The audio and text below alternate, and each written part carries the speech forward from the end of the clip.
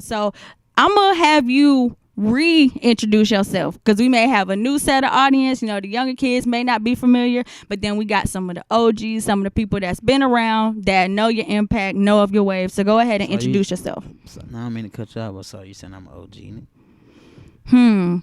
I feel like for a lot of I feel like you are very influential. I feel like the era that you came up in, I feel like it has influenced a lot of Atlanta. A lot of the sound that we hear, a lot of the swag that we hear. You don't agree? Do you feel your impact? I don't want to take credit for that, man. I just love the fact that my city turned up. I ain't that type of nigga that big on what I started and all that, because whatever you started and whatever you did, that don't pay the bills. That the fact that you started a trend and that. So that's true. I don't want to say nothing about I started and then, I'm just saying that, like, to be real, like, it ain't nothing personal and then, like, I ain't no nigga like that. Speak up. I mean, I ain't no nigga like that. I'm just, shit. If I started it, like, even when you do start something, you start something because you want people to follow the trend. So I don't got no problem with whatever going on. But I know I have made up a whole lot of creative things, like even with my song Guapo. Hey. Like, it was people talking like that before I was even born and all that, but I brought it back. Like, you know what I'm saying? I brought it back at the time, like.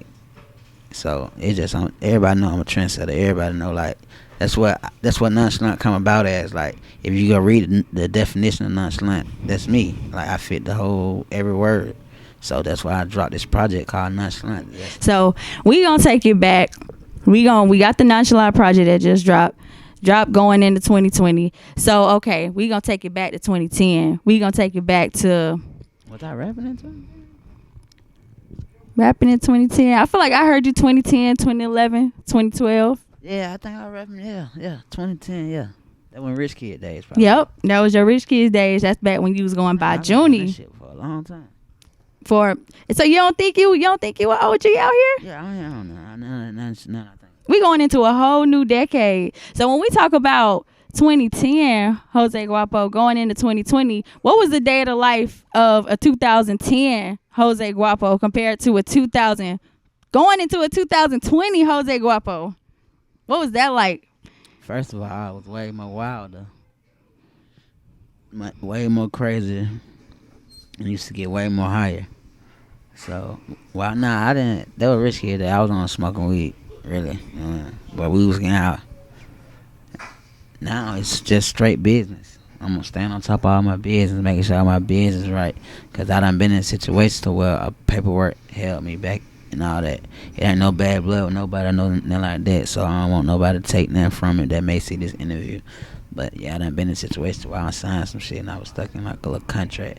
That's why, like, Run It Up wasn't able to really, like, we know Run It Up would have top. It would have got up there in the charts. Run It Up, and one of my favorites was Bust It, but yeah, that was actually Bust It was my first song I ever recorded when I went solo from Rich Kid.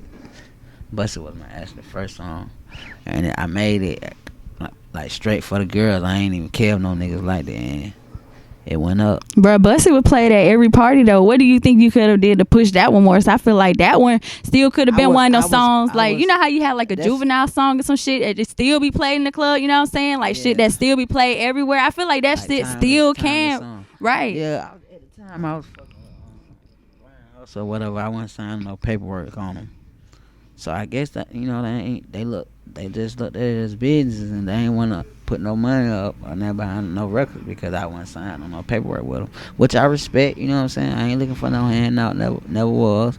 But that was the situation. I was over there with them. You know what I'm saying? Being gang, but ain't when no money getting really spent on me from nobody on Grand Hustle. Like they ain't like Dro done gave me some money and rats and shit, took me shopping, Gucci and all that old type of shit. On this just the homie type shit. Mm-hmm. I ain't, as far as business wise, I ain't really got done get too much accomplished because no money was getting put behind me, not even for studio time. Right. So with the timeline of you signing with the labels, how was that timeline? Because it was a point in time when you was with QC, and now I see with the Nonchalant project you got Empire on it.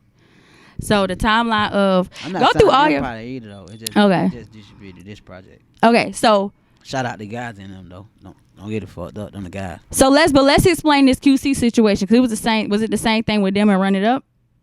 Bro, just go through your timeline of you signing distro bills, labels, all the way up until now. I ain't signed too many. I signed one contract. Okay. And then who was that with? That was Street is it? No, the Street Sex. Okay.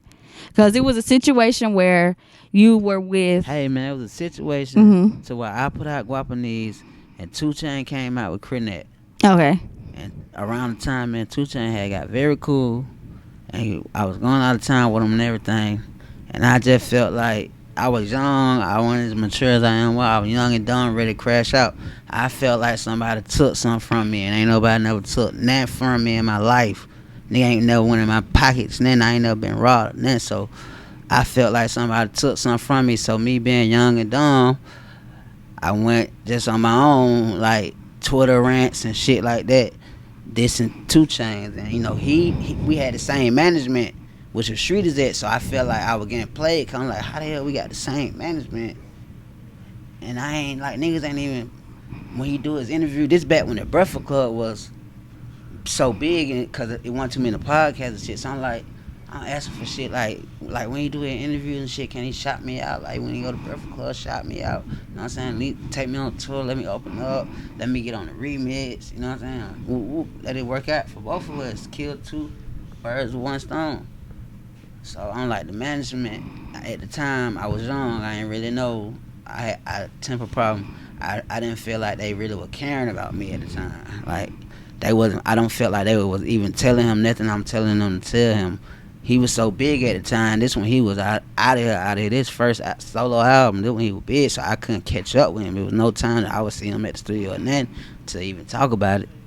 So I ended up just dissing, just straight going hard. I made a diss record and everything, like fuck it. And the label had took it like, since 2 Chainz is, you know, signing them or whatever, I was tarnishing their whole brand. So, you know, it was a little, you know, it wasn't no beef or nothing like that, but it was some little like grudges being held that they never wanted to let me out the contract. Like QC tried to buy me out the contract. That's what they wanted to do. They tried to buy me out the contract. Got you. QC and 300 tried to sign me. Like 300 told P, the CEO of QC, they'll match whatever he got to get me out the contract. And then, you know, I guess everybody wasn't matured enough to let it go and let's just handle business. So it never happened until like I actually officially got out the contract to where I had to wait out the years that I was committed to him and all that in the contract. So that's what really happened with the whole Street is that thing. I said some fucked up shit to, you know, one of the managers and shit like that. And I was so hot headed. I had really like told him drop me. I was saying drop me, like y'all ain't even gotta, you know what I mean, fuck with me, drop me, fuck that. I'm hard. But that was some immature shit. Like, you know what I mean, I could have went about it better than that. As I'm a man now, young man now, and look back on, I could have went about it better than that. But yeah, that's the whole thing about that. Then QC, I had Fuck the Rap Game out. That's actually was Fuck the Rap Game. And that actually was like a slick diss, because that's how I was feeling at the time after I just went through what I just told you. I'm really feeling like, man, fuck the Rap Game. Me and Longway got bags. We serving the city. So shit, I'm like, fuck the Rap Game. For real, that's how I felt. I made that song pulling up on Metro to sell him an ounce. That's how that song got made. I made that song pulling up on Metro at Boom at 3, 4 in the morning at dark on Northside Drive. And goddamn, I was geeked up on the Molly. And I just shit. I had about 5 niggas with me. They bind down with them straps on them. So I just walked in the session like, hey man, whose session is here? Woo, woo, woo.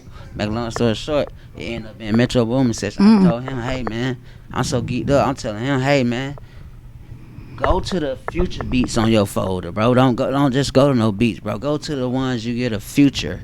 Like, this is how I'm talking to him. I'm so geeked up. I'm like, go to the ones you get future. I don't want none of that other shit. So basically, he pulled up the folder and let me just go through the beats, and I found the beat, and I listened to the beat probably like 15 times straight. I'm like, man, that motherfucker quaking. hard. Then as I was on the way to the booth to do the song, Sonny Digital had said some shit like, "Bro, don't even worry about it. You know you a trendsetter. You know you create trends and shit anytime, bro. Like you gonna blow. You gonna be big one day. Don't even worry about it." And I told him, man, fuck the rap game. So as I walked straight in the booth, when they do the mic check, Right. I was saying, fuck the rap game, fuck the rap game. That's what I was saying for the mic check. Then I'm like, oh, that shit slick sound hard on that motherfucker. And I just went in from now. That's how for the rock gang got made about, because the street is that situation. Man, enough about these labels, enough about QC, Grand Hustle. Let's talk about your label. Shout out to all on though, but you know, every year Tom Still and Pill putting the goddamn grade Siffy on. Matter of fact, I make sure I let my mama or somebody know, like, hey man, tell them don't even bury me 6 feet. Bury me goddamn 9 feet. Fuck that. Why I don't want to be by nobody, man. I don't want nobody touching me or nothing, man. Bury me 9 feet, man. Why the XVL? That's extravagant. Everything I do is extravagant. That's extravagant lifestyle. That's first. Then that's second. Then the first one is X, stands for like a short abbreviation or some symbol for together.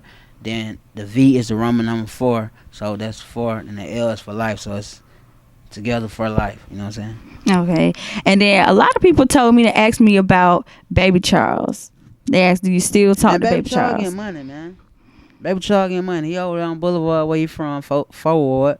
He get money, man. Okay, so explain the relationship that you had between Baby Charles. That's what a nigga that actually brought me to Rich Kids, cause me and him were like too young. We ain't never stand the same district and them, but he was that nigga at his school as far as dressing and cool, and I was that nigga at my school as far as dressing and cool. So I ended up meeting him cause he fucked around and came to my side of town, wanted to get his hair braided. And he was a little player. I'm saying he was a little player. Then we started showing dice in a little bitch house that do hair. We started showing dice in there. And shot like this, shit. He wanted to get in the gamble game. Then he got in the gamble game. After you gamble a nigga for 30 minutes to 45 minutes, if he a fuck nigga, you gonna read that. If he ain't a fuck nigga, you gonna read that too. So I read that Shot ain't no fuck nigga. Shot a player. Shot ain't tripping out nothing. He ain't doing no fake trying to cheat. None of that shit. So that's how me and him met. And then he took me to like Doug Homecoming or some shit, cause you know all the rest of the Rick Kid went to Doug. Mm-hmm. Took me like Doug Homecoming and shit. And he introduced me to all them niggas. Okay.